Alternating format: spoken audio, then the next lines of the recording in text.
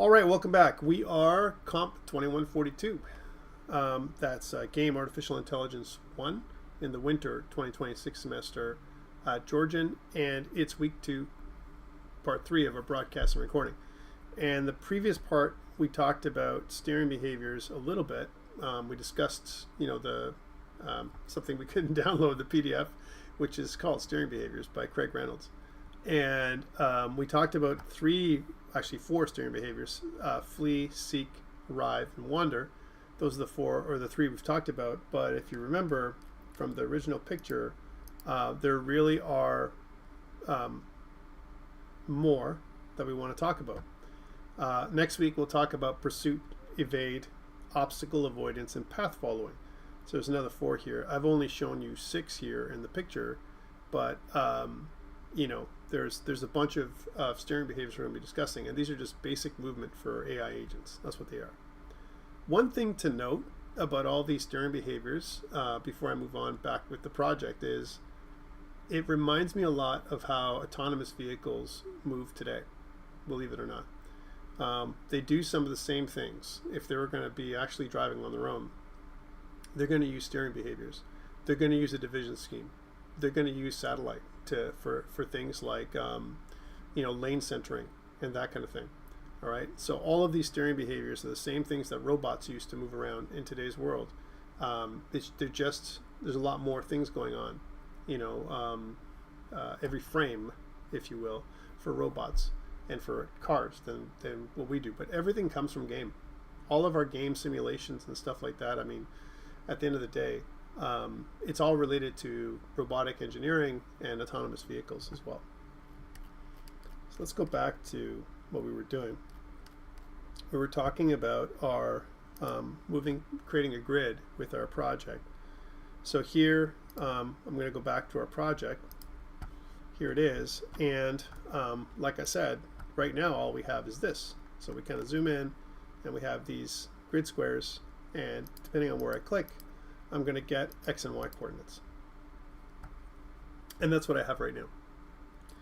Okay, now you can all clearly see that there's something wrong with the way that we're moving, because when I move like this, up and down, the X-axis is changing. And when I move left and right, the Y-axis is changing.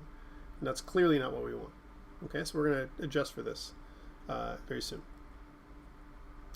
But what we want to do first is I want to create a grid, and I want to start with making a struct. So it's going to get pretty messy if we do everything in blueprints. And so the first thing that I want to do is I want to make a brand new folder, and I want to call this folder cell. So here's where we're adding stuff, guys. This is building up your assignment number 1. We're doing it together. Okay, so here's my cell. And my cell folder, I'm going to put in an enumeration that we need, as well as a struct. Let's do the enum first. And we're going to call the enum cell state. So again, to get an enum, you're going to right click here, and I'm going to go into blueprint, and on the right we're going to choose enumeration. That's what we're going to choose. So we're going to call this cell state. There it is, cell state. Double click that. It's going to open up into this, and we can add in several enumerations. So enumerations are the kind of friendly word for the integer that's underlying the enumeration.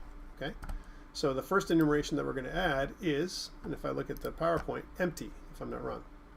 So it's going to be empty, and that's going to be the default. The first one is usually the default, empty, and the next one is going to be start. Okay, that's the second enumeration, and all of this is basically showing is going to tell us eventually is the start, goal, enemy, and patrol point. Start, goal, enemy, and patrol point. Oops, enemy. So what I'm using the enumerations for is so that each grid cell will be able to tell you what's inside of it. Is it the start node? Is it the goal node? Is it the goal pawn, start pawn? Is it an enemy pawn?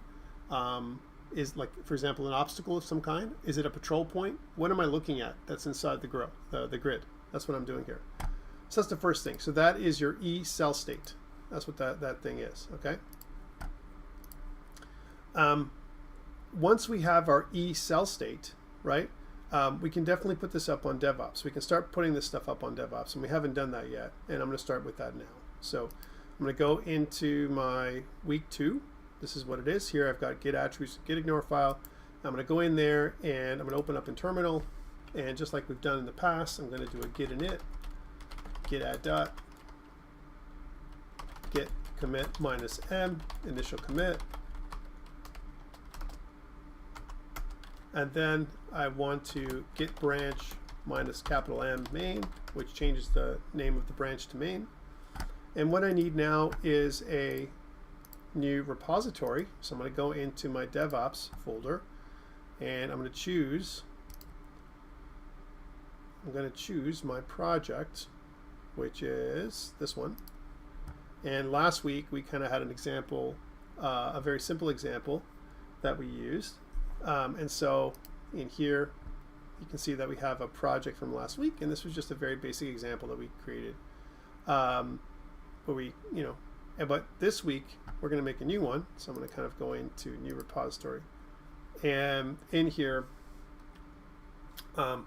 we're going to make it so it's going to be called COMP2142, and then winter 2026, and that's week 2. So this is kind of like the first week of steering behaviors. That's what we're doing here, and that's why we need a new repository. I'm going to copy this one, go back to here and right click and paste it, and if I press enter and if I did everything right, then it should push up to that repository. Good thing about this is that it's very small. So again, the total size of the repository is like 50 megabytes. It's not that big, as opposed to gigabytes. Imagine if we were doing that with lots of assets and stuff. I don't think it's really necessary for this project. So then what I want to do is, now that I have that, that included my my enum. So my enum, which is right here, is now included in the project. We just added it in. Now, once we have our enum, we can make our struct. And the struct is going to represent each cell. So let's do that. So right click, and I want to go to blueprint, and then under blueprint, I'm going to go down to structure. Okay. And structures, this is just going to be called a cell. That's what that is. By the way, everything that I'm doing here, you can do in C++ if you really wanted to. I know most people don't want to, because C++ is more challenging to use than blueprints, but you could. And I'm showing you how to do things with blueprints now, as opposed to what I've shown you before. So here's my cell. I'm going to go in there, and so structs have properties. That's what they have, right? And so are member variables, if you will, right? And what I want to do is I want to add in several member variables. And the first one is the location, which is going to be a vector. So each cell will keep track of its own location in the grid. Okay, that's what it's going to do. So we're going to call this location. And then we're going to change the type to a vector. That's the thing that we're going to do. So save. And then the next thing we want is a pawn, any pawn that's in there.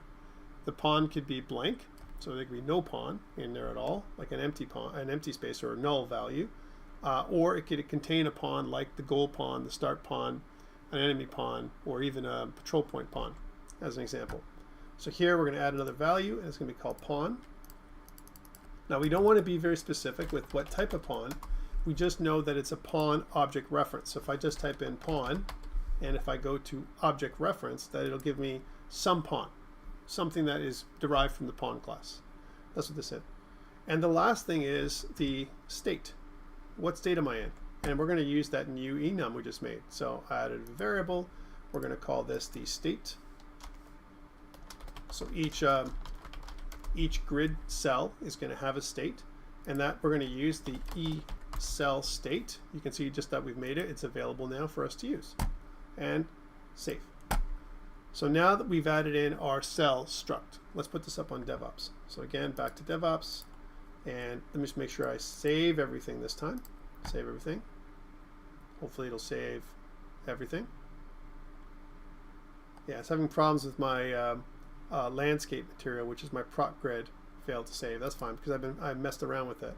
So I showed you that proc material, and it's like, hey, I can't do anything about it. I won't save. That's fine. I don't care about that. So I'm going to say git add dot git commit -m, and we'll say added cell struct. Right, that's what we did, and git push.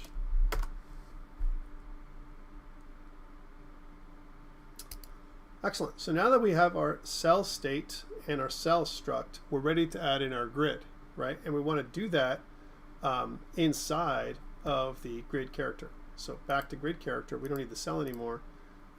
We can even, kill the grid controller. So here is our grid character, and what I've given you to create the grid is I want to make an array called grid. So that's the first thing I'm going to do. I'm going to add a new variable called grid, and it's going to be of type cell. So if I type in cell, now we have a cell struct. If you just do this by itself, then it's not correct. That's individual cells. I want to make an array of cells. So on the right here, when our variable type, we can choose array. So what this does is creates an array of cells, right? And I want to expose this, so I want to kind of click the little eye icon, and that eye icon is going to make it so that it's available for us to see when the game starts. That's what that is. So that's the grid itself, which is basically just an array of cells, each cell having 3 properties: location, the pawn that's in there, and the state of the cell. Right? That's what we care about right now. Okay, so that is the grid. And what we want to do now is, once we have that grid, let's add in a few properties to define the size of our grid, right? We want the number of columns, the number of rows, the cell size, we talked about that before, as well as the min and the max values, right, of the grid. So let's try this next. So we're going to have in some variables. So we're going to say call num, or column num, which is going to be an integer single, not an array. So an integer, column numbers, and we also want row num, right? Those two things, column num, row num. We want cell size. Again, these are all integers, cell size. And we also want a min and max value, also integers. So min value and a max value. Okay, that's what we have. Min, max, all this kind of stuff. Let's compile and save, and let's put in those default values. So call num, column number is 40, right? Row num, that's also 40, right? 40 by 40. And then cell size, that's 100. So it's 100 by 100. And we have our minimum and maximum. Now, where did I get these numbers? Well, if you look at the grid right now, so again, if I was to, let's look at it from a top-down perspective for a second. If you look at the grid and, from each cell in the grid itself, right now, our character, our player starts off at 0, 0, 0, right? Let's move our player start around so you can see where it is. So if I move it this way, right, here's our player start to here, you can see that the player start is -200 on the x-axis, right? So I can keep moving it across the x-axis all the way to the left, and you can see that when I get to about 1950, that's kind of the left side of the grid, negative 1950, right? And because the grid is symmetrical, that means to the right side of the grid, way over here, right, what you're going to see is that way over here, that part right there, that is positive 1950. So again, we're rounding to the nearest 50. So negative 1950 to positive 1950. And that number is the thing that we're going to put in, the min and max. And by the way, it's going to be the same thing for the y-axis. So this is the x-axis. On the y-axis, going up or down, you can see that this is actually the other way around. We actually should be looking at this thing. Let's go back to perspective. We should actually be looking at this thing again like this, right? Where I can take the player start. I'm just moving it around again. Again, we're just reorienting. And what you always want is the green arrow to go to the right and the, kind of this part to go up and down, right? So this is kind of what we want. Okay. So when we march to the right, when we march to the right, it's actually up and down like this. Let's go do this properly. So when we march up and down like this, right, positive numbers go up and negative numbers go down, right? If I go to the left, then it should go, you know, it's kind of flipped, isn't it? Like it's this whole, you know, kind of orientation is flipped from the way we're looking at it right now. But basically it's up and down is positive or negative, left and right is positive or negative. And what we're going to see is a symmetry between negative 1950 and positive 1950, both sides, x and y. Okay. So again, I can reset this to 0. So this is where the 0, 0 mark is. And again, all I've done is I've arranged this thing so we can see the x and y coordinates on the way they've been selected. Let me just go back to top down. There we go. And you see, once I've gone down and go top down, you can see that the x is on the right axis and the y is also on the correct axis. This is correct, the way we're looking at it, x and y coordinates. So again, if I march this way, I go on the x-axis, and if I march this way, I go negative on the x-axis. Wherever the y is pointing, this is positive on the y, this is negative on the y, right? Because that's the way the y is pointing, right? Because we're looking at east and west, right? North and south, right? And the way it's been aligned. So again, we're going to adjust this eventually, but for now, just keep in mind it's negative 1950 to positive 1950. So again, if I go back to here, minimum would be negative 1950. Doesn't matter where it's the x-axis or the y-axis. And positive is positive 1950. Right? That's what that is. That's the minimum and the max. So we have all of these numbers, compile and save. Now that we have those values, and we have this, we can start thinking about how to initialize my grid. And it's going to be basically a double for loop, a nested for loop, if you will, right? Where the outer one is going to be the row number minus 1 starting from 0 to row number minus 1, and the inner one is going to be from 0 to column number minus 1, right?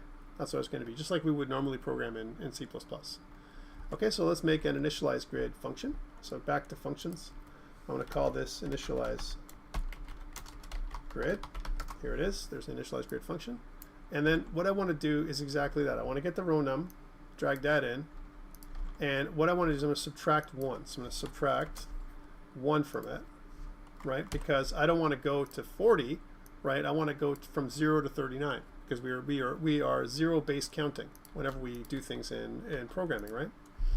And then that's the last index we're going to use for our for loop. So we're going to type in a for loop.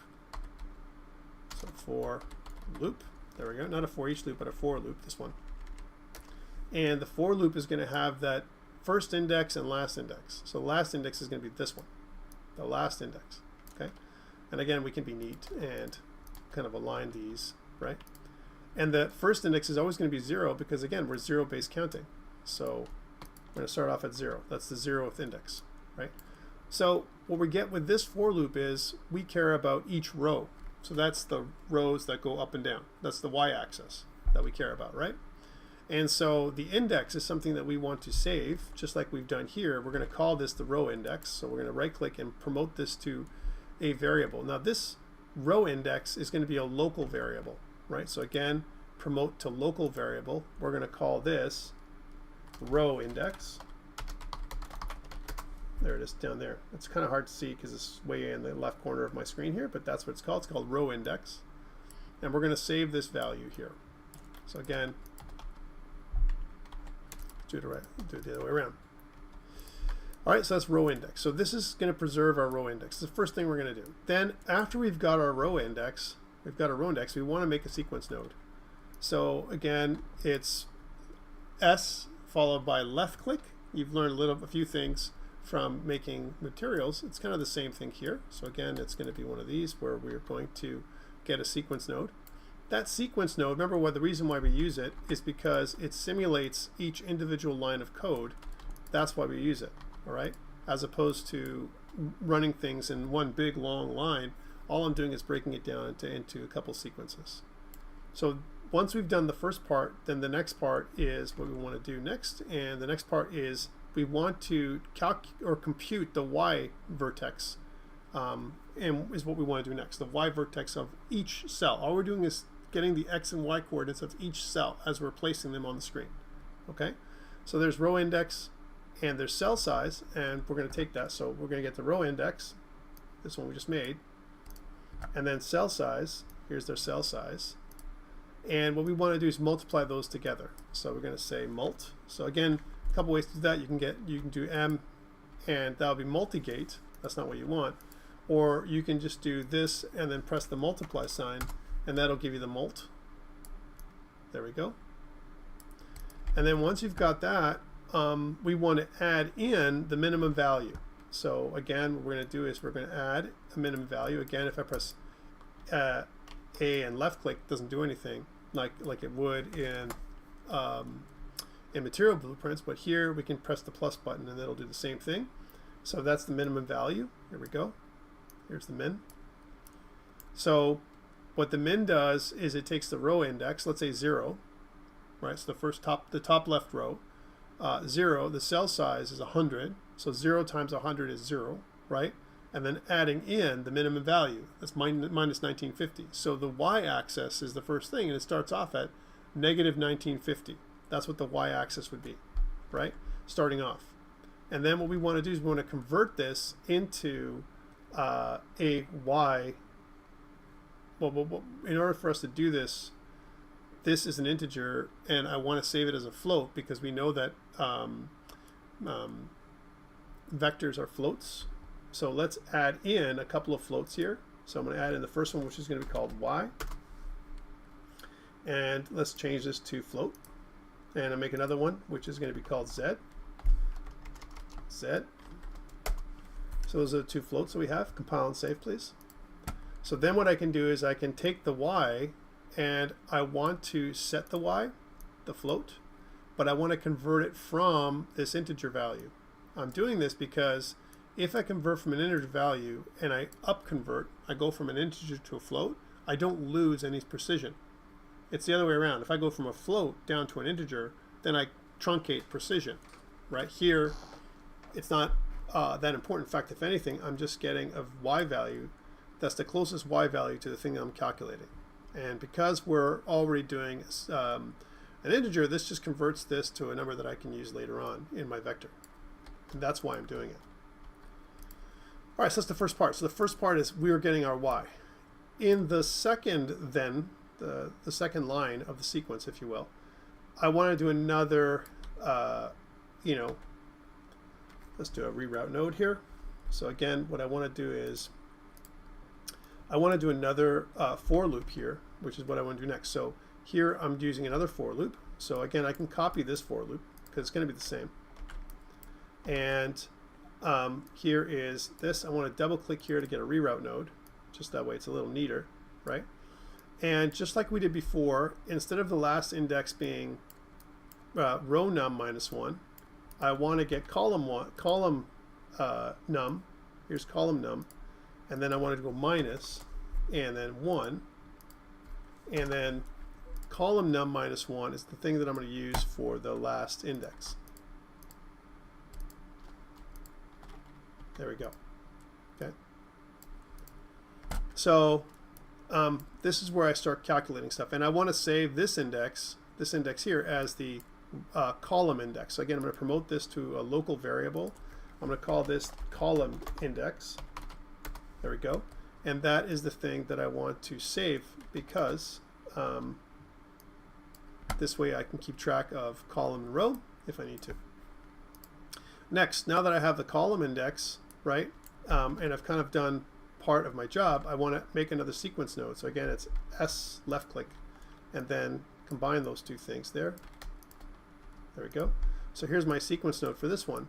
Right? And what I want to do with this sequence node, so this inside the second for loop, in the inner loop, this is where I'm going to be computing my x value. And it looks very similar to the way I did with the y value. So I'm going to get the column index. So here's this column index. Get the column index. And I want to get my cell size. So cell size. Here it is. Right? Column index, cell size. And I want to multiply them together. Mult. There we go. And once I've got those multiplied together, what I want to do then is I want to add in the minimum value. So add, and then the minimum value, right? So now again, this is going to start on the x-axis. So column, the leftmost column is 0. 0 times cell size is 0, right?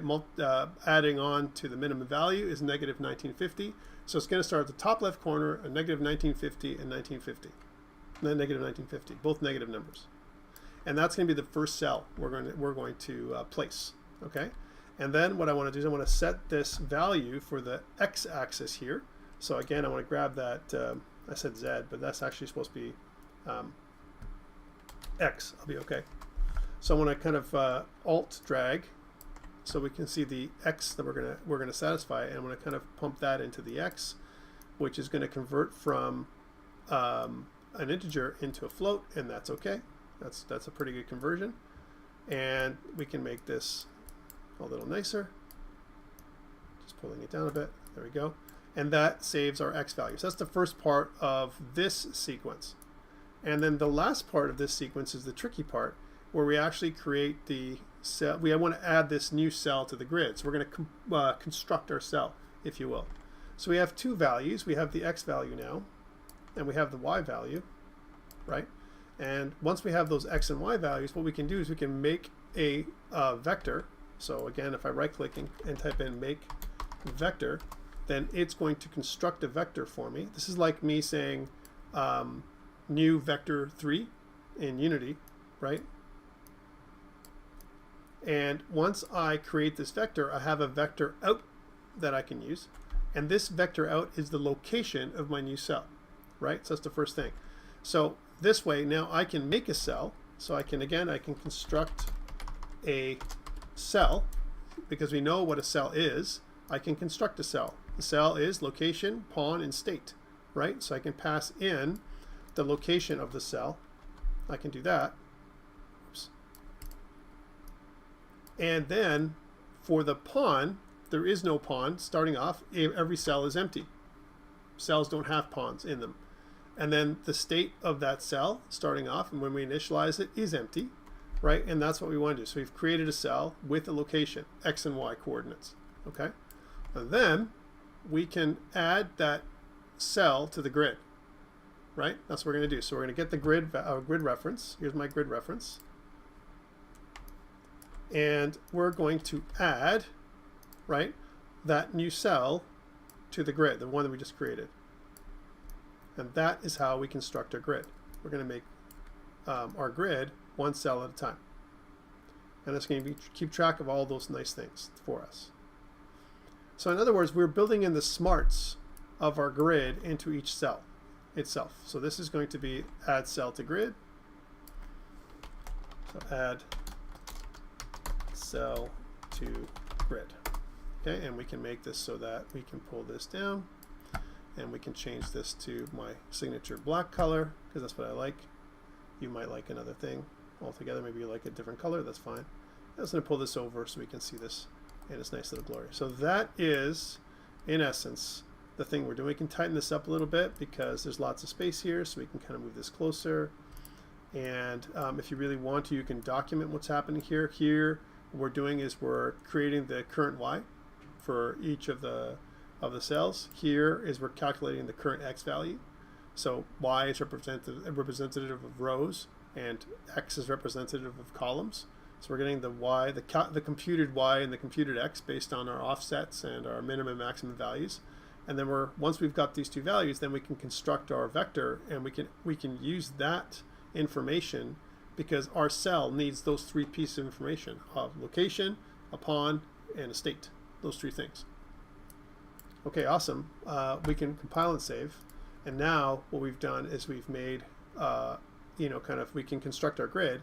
But the way to test this is in the event graph. So in the event graph, if I scroll up, let's make some room. So I'm going to grab this right here, and I'm just going to move this a little higher up. And right now the event graph goes directly and creates our controller class and gets a reference to our controller class. But instead, what we want to do is we want to make a sequence node, right? And it will interpose itself between the reference getting and our, kind of initializing our grid. We can do that. So from here, I can call initialize grid. And the initialize grid function will add a grid of cells to our character, right? And our character is just like the world, the game world, if you will. Compile and save. Let's test this now and see if it works. So if I press play, then if I look at the grid character, right, as an example, and it's going to take a second, by the way. If I look at the grid character, and if I search for the grid, here it is, I have 1600 array elements, right? My 0, 0, 0 array element, my first array element, should be negative 1950 and negative 1950. That's what this is. This is the top left corner of my world, if you will. Okay, that's what this is. Negative 1950, 1950. The next grid cell is going to count, you know, the column next to it. So it'll be the x coordinate should stay the same, right? Negative 1950, but the y, sorry, let me go back to it. The y coordinate should stay the same, but the x coordinate should move. And it should move by a grid cell size of 100. So it'll go from 1950 to 1850. Let's see if I'm right.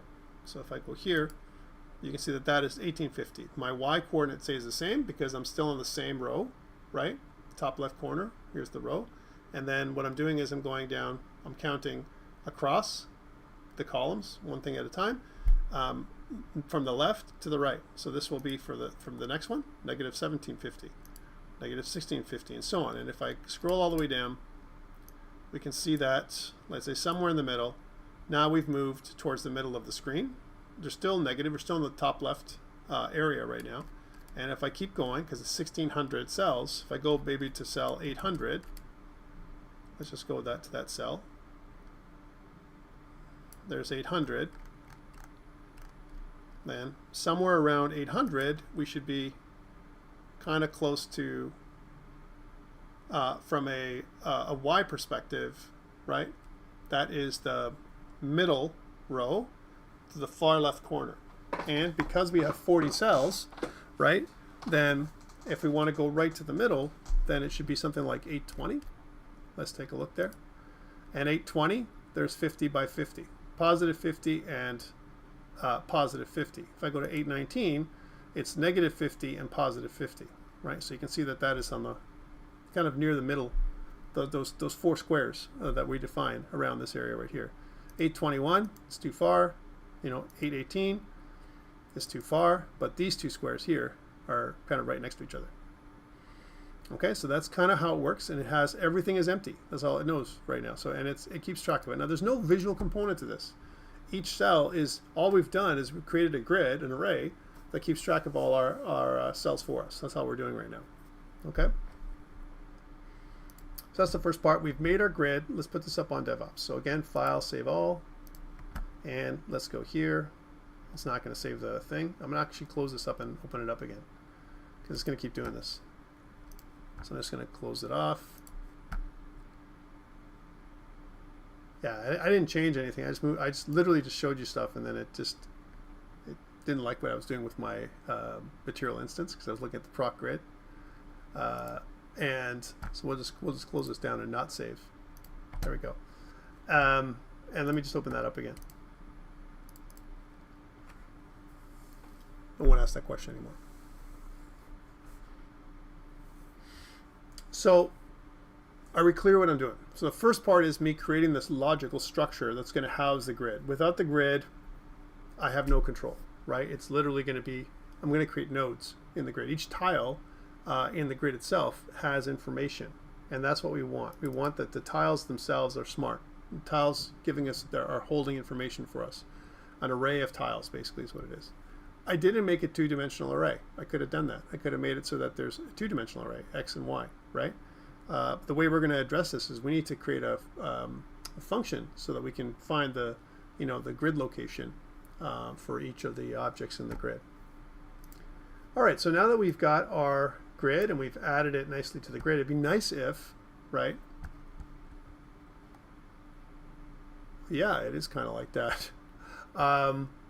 One thing that we want to do now is we want to start thinking about adding pawns to the grid. So when I left click, I want to add a pawn to that part of the grid. How do I do that? So I want to make a brand new folder. So I'm going to go back out to Blueprints, and I want to make a new folder called Pawns. Let's do that. So here's Pawns. And before we add pawns, let's go back to my grid character for a second. And one thing we know is that all these things, grid, our column number, row number, cell size, min and max, all this stuff is part of grid properties, right? So it'd be nice if we put all of this in a single place. Like right now it's showing that grid controller is even components, and that's not really what it is. It's kind of like we're going to have all this related to grid properties. So let's do that. So grid controller, we're going to put that in a new category called grid properties. And then what we can do is we can select each one of these things and organize them so that they all appear in the grid properties, so that they're not cluttering our view, because we're going to have many more variables here as we go throughout this semester, and I really don't want to have them all over the place, right? So these are all the grid properties here. The only one we're really showing right now is grid, the grid itself. We're not exposing the column numbers and the row numbers and the cell size and all that stuff, and it's a good thing that we're not. It's a lot of information. Notice the grid was very slow to render because we're talking about 1,600 cells that we're keeping track of in real time. And so the character itself has that. It has 1,600 cells, and so it takes a second for it to to calculate all that information. All right, compile and save. So now what I want to do is, now that I have that, I want to, inside the pawns folder that I just created, I want to make a new base pawn. So I want to make a new blueprint class, and we're going to make this of type pawn. That's the pawn, and we're going to call this BP underscore base pawn. So there's our base pawn. So the base pawn is going to have a couple things here. I'm going to just draw this up here for a second. We don't need the grid character right now. But it's going to have a couple of properties that I want to keep track of. One of the properties is going to be the cell state, so related to the pawn itself, and the grid index, where in the grid it is, as an example. Where am I in the grid, kind of thing. So let's do that. So let's add those two variables. So first thing we're going to do is add those two variables. So cell state, right? And we're going to say that the cell state for this one, for the pawn, is E cell state. There we are. And notice that these are exposed. They're on. There we are. And the grid index. Grid index. Grid index will be a integer value, also exposed. So compile and save. What we want is, when we initialize the cell state, we won't do this here, but for the start pawn, the cell state will be start. And for the goal pawn, the cell state will be goal. We'll actually define that in those pawns themselves. Okay, so that's what this is. We also want to add in, to help us, we want to add in a cube mesh. So I'm going to add in a static mesh. This is from a visual perspective. Here's my static mesh. And we're going to call this a cube mesh. Here's our cube mesh. And just like it shows here, my cube mesh is not the root of the default scene root. It's not. Okay. So that's the first thing. My cube mesh, one thing to note is we don't necessarily need it to keep track of collisions. We don't care about that so much, right? And that's an important thing, right? Because if we kept track of collisions within our cube mesh, that may not be exactly what we want. We don't want our cube mesh to collide, right? So, if you think about it, our, right now we could block all dynamic. We can leave it like that. Let's block all dynamic, but eventually we may elect to not do that. So we want to select something to represent our cube itself. And we're going to use the cube mesh so that we can visualize that the objects we put on the cells instead of the grid are snapping to our grid properly. So I want to kind of use a green cube for that. All right. So static mesh wise, it'd be nice if I can just type in cube, and we can do that. There is a static mesh cube we can use right here. Here's the static mesh cube, and if we do that, then that is the static mesh we can use. There it is. Okay, here's our static mesh cube. So it's 111. That's the cube size, and we can decide on a different material that we can use itself. Like right now we're using this material, which is what it is, but I want to make a solid green material. And so if you actually search for it, if you go mi_solid green, there is a solid green material that we can use. So why this? Why this? Well, if I was going to take my base pond for a second and just drag it onto the world, right? And if we were going to go in there, and if we had the right size cube, right? So I'm just going to go into perspective mode just for a second so you can see it. And let's actually put it at the 0, 0 mark. So let's reset it.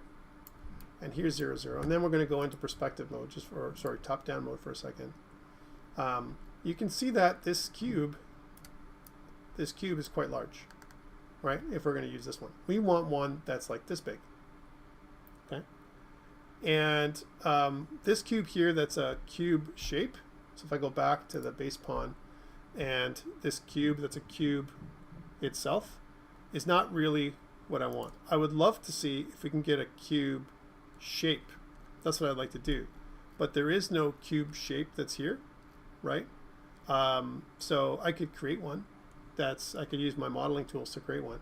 But I'm going to be really lazy, right? And I'm going to get a cube shape for my default content. So what you can do is, like we said before, you can go here to add, and this is going to add a lot of overload to our models. But I want to go to add feature or content pack, and I'm going to go to content, and I'm going to add my starter content here. Again, it's going to add some overhead for us, but that's okay. And the starter content comes with different cubes. So I'm going to go back to my pawns and go back into my base pawn, and I'm going to replace this cube with if I type in shape cube like this, that's what I really want. It's much smaller, but it's the exact size that I need compared to the cube that comes with Unreal Engine. If I compile and save now and I go back to main, you can see that my cube, let's look at base pawn for a second. If I move my cube around properly and just carefully, then you can see that the cube itself is going to be exactly aligned with the grid. Okay? So that's the exact alignment with the grid. What I want to do, and if I go back to perspective mode for 1 second, then you can see that this is what the cube would look like in 3 dimensions. Okay? What I don't want is shadows. Shadows doesn't make any sense. So for now, in our base pawn, I'm going to go to cast, and if I look at where I'm focusing on the cube mesh, and I can just turn off cast shadows. We don't want additional computations when it comes to this little cube. Compile and save.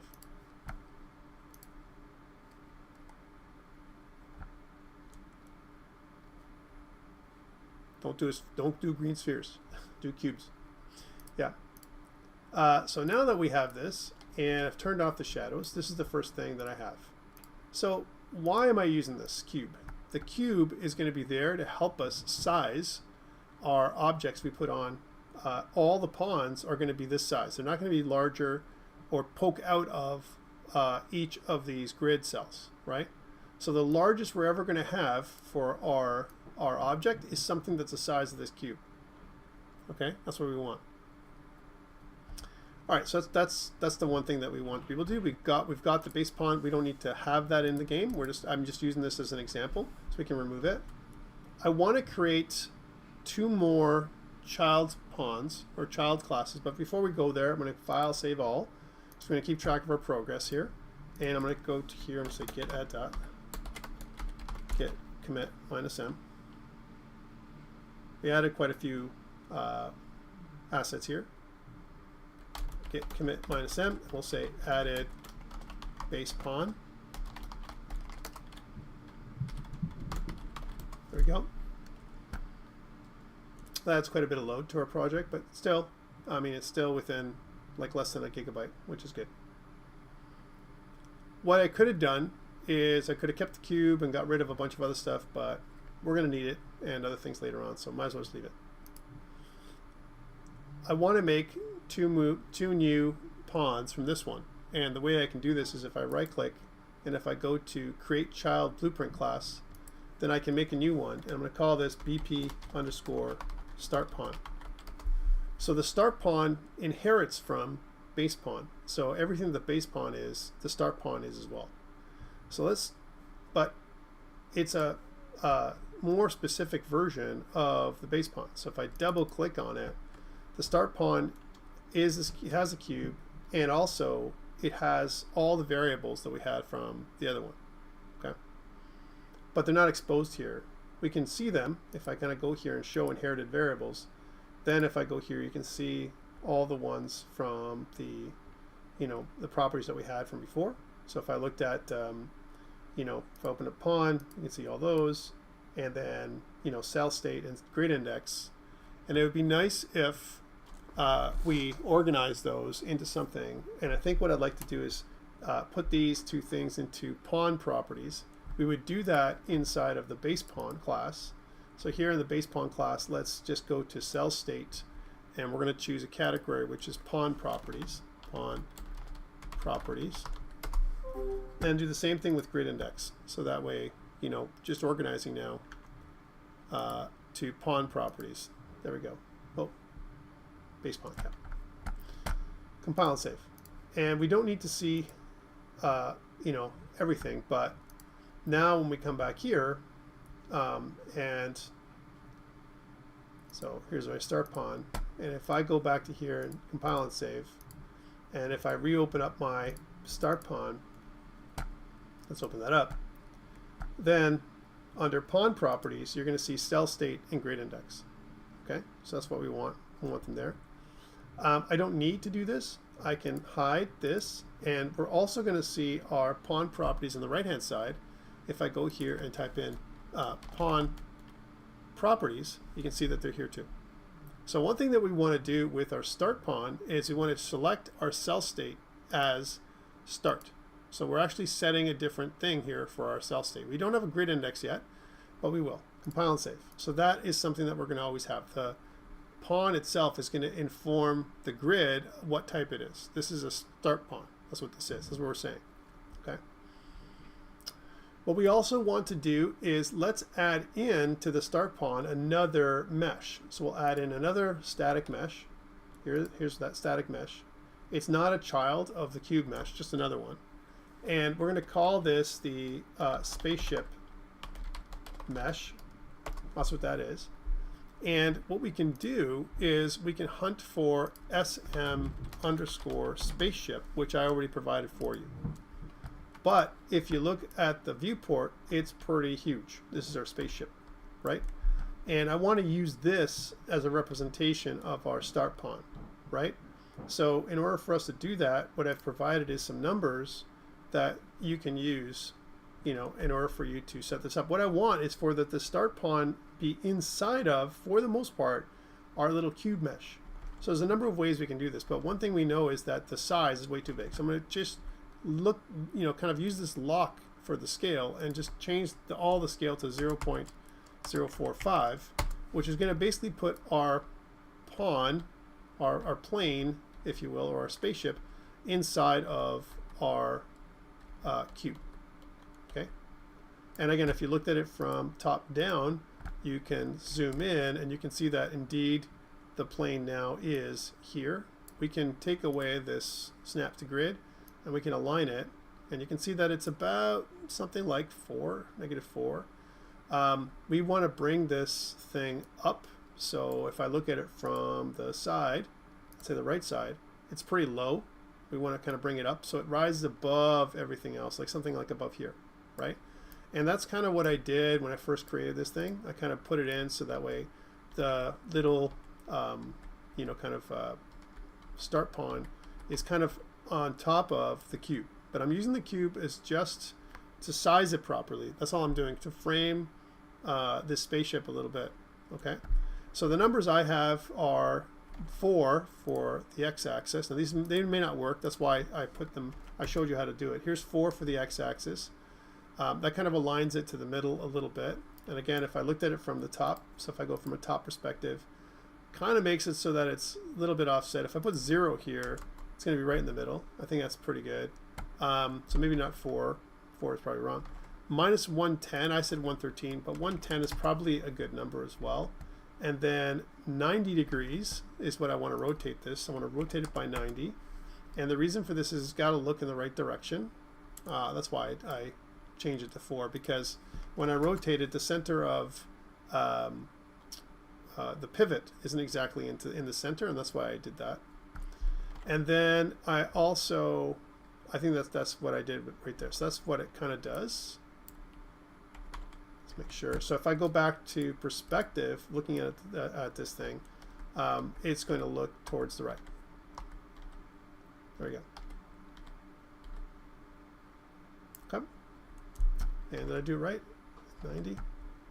I think that's correct. So again, if I was going to bring this base pawn, so the start pawn onto the screen, and let's put it there in the middle, and let's move this to 0, 0, 0, here it is, then what you're going to see in our world is that the pawn is going to appear kind of resting on top of everything else. I don't necessarily need to show, if I change this to negative 150, the actual snapping value, and negative 50 here, right? I don't have to show the pawn itself the way it is with the cube mesh. I don't need to show that. In 3 dimensions, we're going to see it, rest on top. If I go back to perspective, then it would kind of look like this, right? That's how it would look from a top perspective. But we really don't need this cube anymore, so we can hide it. It's just for measuring. That's what we're using it for.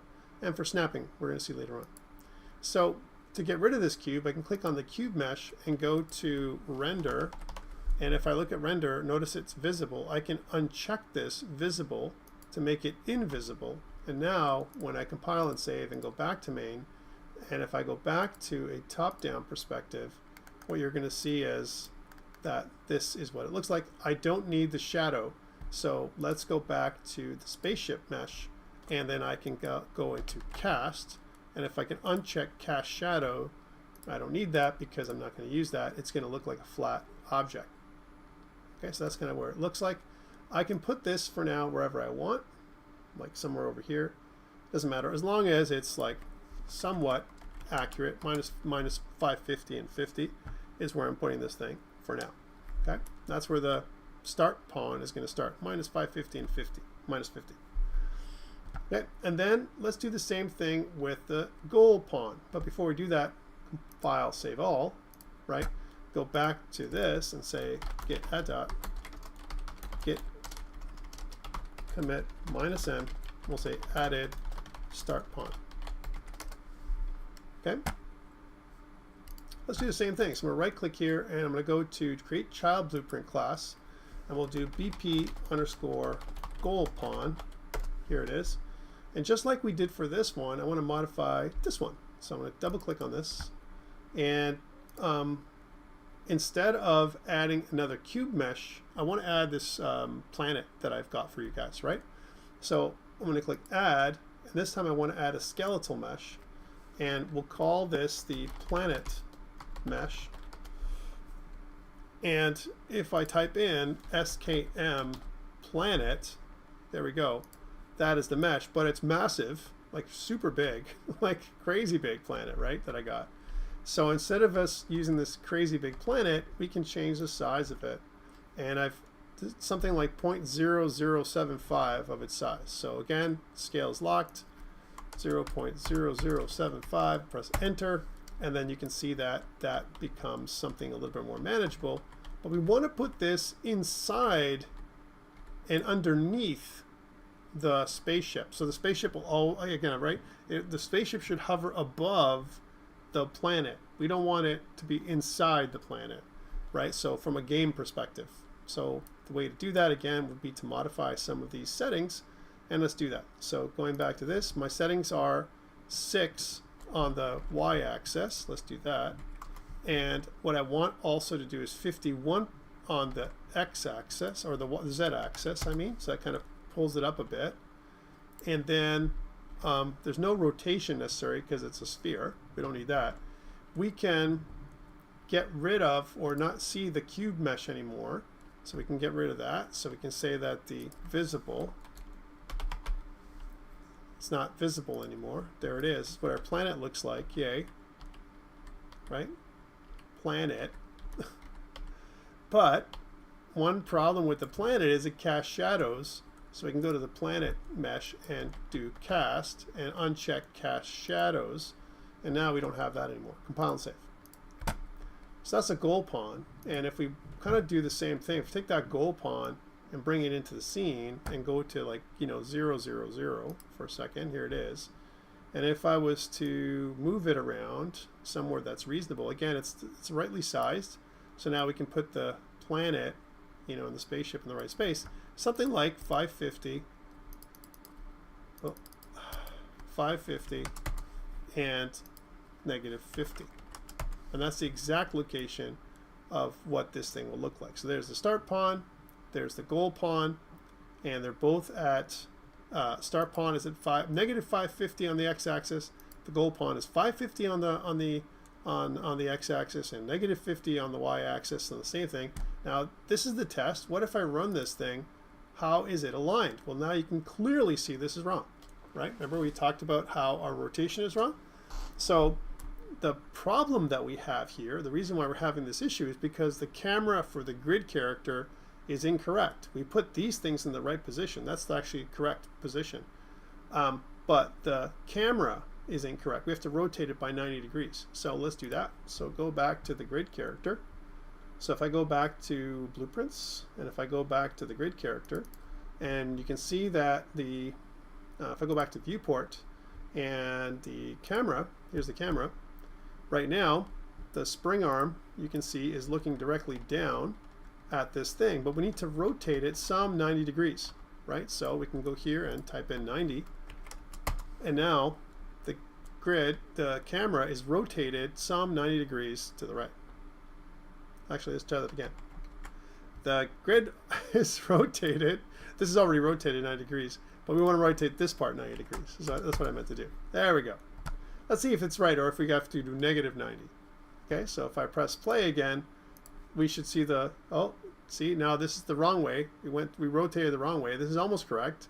This is on the right side, this is the left side. Let's do it again. So I want to say that the character, instead of 90, is -90. There we go. And then if I press compile and save and we test, we can see that now we're aligned correctly. And if I click onto this one, we're going to see that this is -550 and -50, which is correct. And this should be +550 and -50, which is also correct. So now we have our alignment correctly.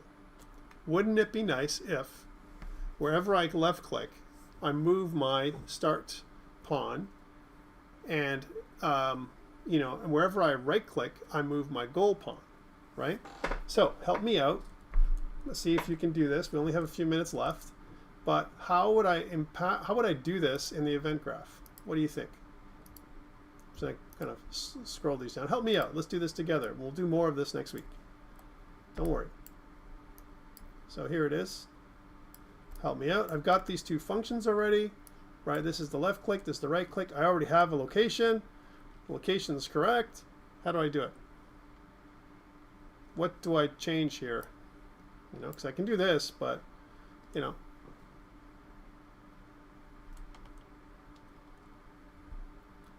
well, a couple things we have to do, right? And so here's a couple things we have to do. If I left click, I want to, have a reference to my pawn, right? My start pawn. And if I right click, I want to have a reference to my my goal pawn, right? So that's what I want to get. I want to get references to these things. So a couple things I could do. I could spawn these things in. Like when I first play the game, I could spawn them in from my character. My character can spawn these two things, right? Or I can somehow get a reference to them, right? So I get a reference to my start pawn and my goal pawn.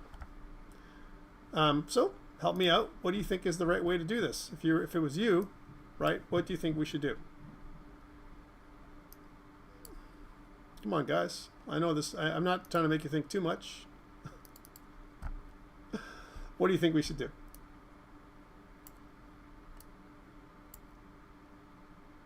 Spawn. Okay, we can do that for sure.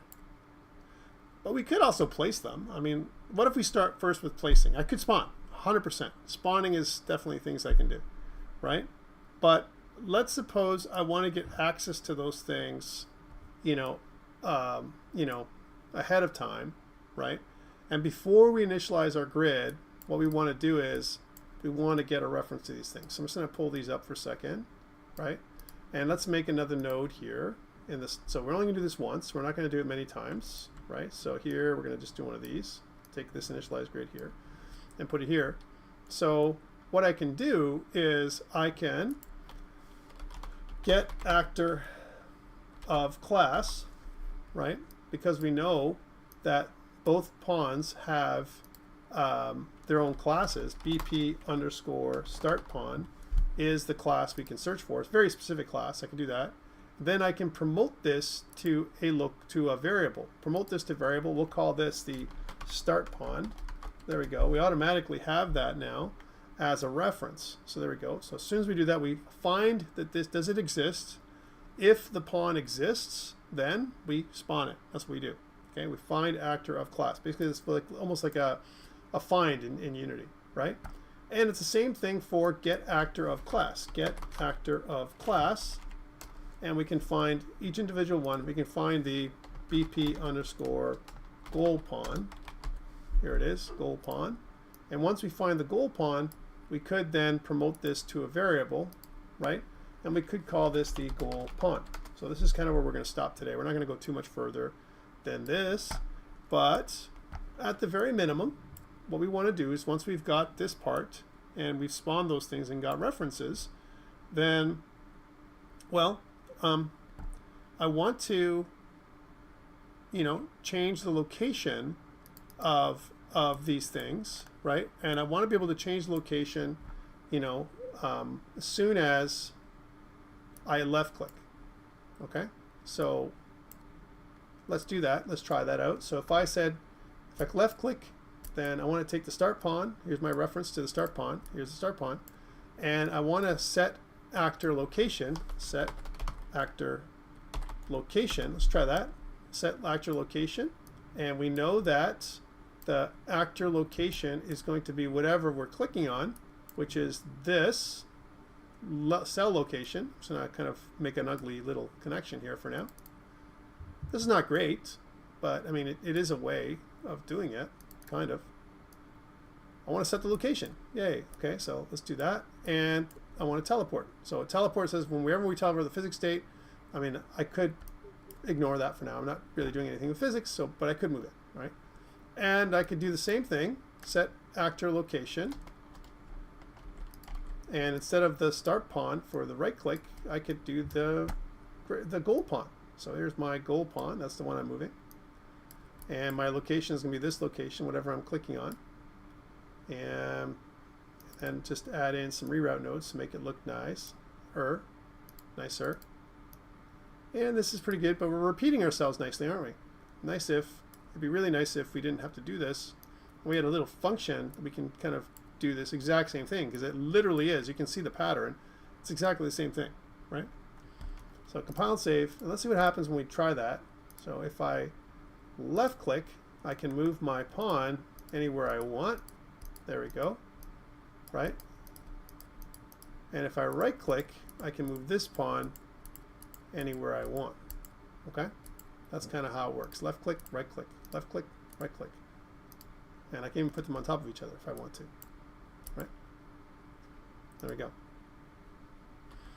So not bad, right? We started off pretty good. We have a couple of these things and we can move them around now, which is a pretty good thing. However, it'd be really nice if, right?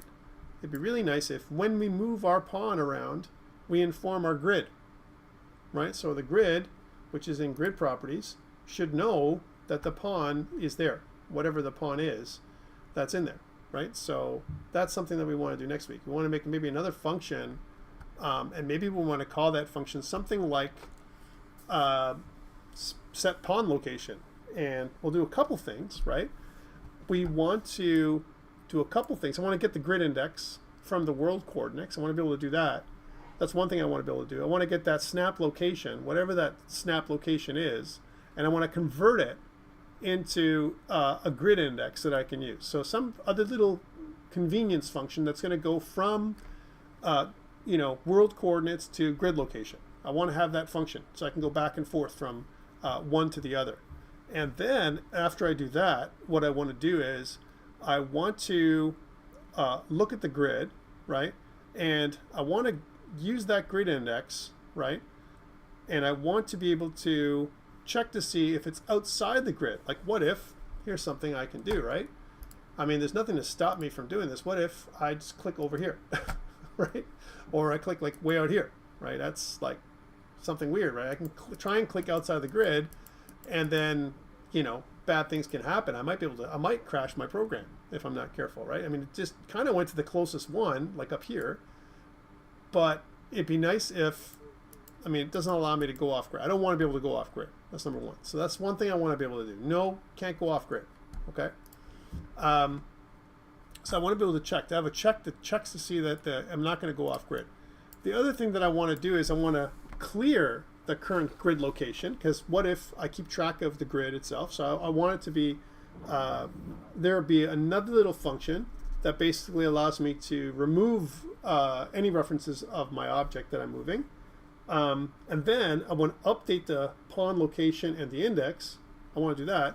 And then I want to update the grid location again with the new information, right? Because I want to move from one and move it to the other, and clear this one and then update this one, and so that the grid keeps track of every time I move my pawn. That is one of the functions we're going to write next week. So instead of me writing this with you, here's a challenge for you. See if you can write set pawn location, where you keep track of the pawn in the grid, and when you move the pawn from A to B, then the grid location updates. And the way to check this is when you run this project, then what I would like you to try and do is take a look and see, when we run it, you're going to see that there's going to be a grid character. Here's the grid character. And that grid character is going to keep track of all kinds of information. Like, for example, the pawns that are in the grid. So the grid itself is here. Here's the grid. And then I should be able to find, on this grid, which index each of the pawns are in. And it's important because the grid will know, where everything is. Okay. Questions around what we've done today? Very simple stuff. We've created a division scheme, and the division scheme is a square grid, 40 by 40, and we've cut up our world into, kind of those little bits. We added a couple of pawns, right? One of them is our start pawn and the goal pawn. So we've done, and we're well on our way to starting off, with the positions of this thing, so we can move things across our across the grid. A couple of other things that I think that are, things we should think about is we start off pretty zoomed out, as an example. Maybe you want to start in a little bit closer. Think about how to do that. If I was going to take my grid character and, zoom them in at the beginning, should I change my spring arm length? Like right now my arm length is 1200, as an example. That's where it starts off. My minimum, remember what it is when I look at the zoom ortho camera, the minimum is 750, as an example. So that's much closer. And then the maximum is 10,000. That's way too far, right? So maybe we need to change the clamp values of these numbers so that we can come closer. So that's something to think about. I'd like you to play as much as you can with what you have, what you've been given, so you can understand what this project is. It's going to be the project we're going to base the other project off of. So it's important you understand how this works. Okay? So now let's put this up on DevOps. So in File, Save All. And then we're going to kind of close this off, and we're going to say git add dot git commit -m added goal pawn with simple placement, which is really what we did, and git push. that's it for me today, guys. Any questions before we go for the day? And I'll see you guys next week. The plan is for next week, 100%, we're going to be in person, right? So we're not looking at being remote in any way, like unless somehow the weather doesn't agree with us. Like, you know, if there's some weird crazy snowstorm again, it's another snowpocalypse, the plan is for us to be in person, okay? Okay, my friends, thank you so much. I'll stop recording now, and I'll see you guys next week. Thank you so much. Thanks a lot, guys.